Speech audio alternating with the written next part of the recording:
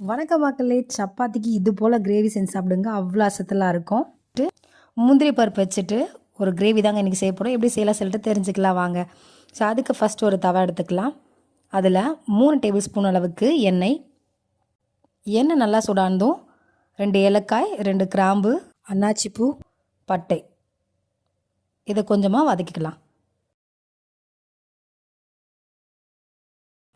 இது கூடவே 5 பல்லு பூண்டு, பாதி துண்டு இஞ்சி சேர்த்து இது கூட ஒரு 10 முந்திரி ஆட் பண்ணிக்கலாம். ஒரு பெரிய வெங்காயம்,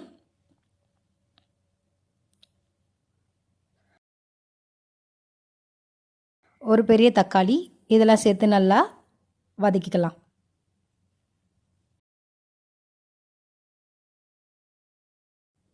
இங்கே பாருங்கள், நல்லா வதங்கிடுச்சு. நம்ம வதக்கி வச்சுருந்ததை மிக்ஸி ஜாரில் போட்டு அரைச்சிக்கலாம். ஸோ அதே தவாவில் ஒரு 3 டேபிள் ஸ்பூன் அளவுக்கு ஆயில் ஆட் பண்ணிக்கலாம். நம்ம அரைச்சி வச்சுருந்த அந்த விழுதை வந்து சேர்த்துக்கலாம். இதில் 1 டேபிள் ஸ்பூன் அளவுக்கு தனி மிளகாய் தூள், 1/2 டேபிள் ஸ்பூன் அளவுக்கு தனியாத்தூள்,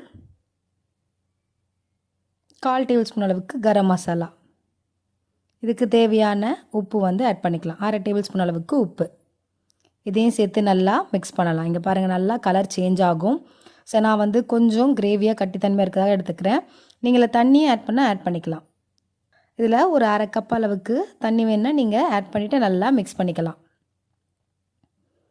சரி, இது நல்லா கொதிக்கிட்ட ஒரு 2 நிமிஷம் போல் மூடி வச்சிடலாம்.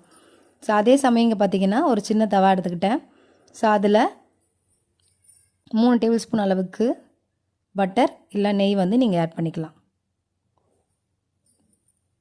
ஒரு 10லேருந்து 15 முந்திரி வந்து சேர்த்துக்கலாம். ஒரு 50 கிராம் அளவுக்கு முந்திரி சேர்த்து நல்லா கொஞ்சமாக பொன்னிறமாகட்டும். சரி, இங்கே பாருங்கள், இந்த கிரேவி நல்லா பச்சை வாசனைலாம் போயிடுச்சு.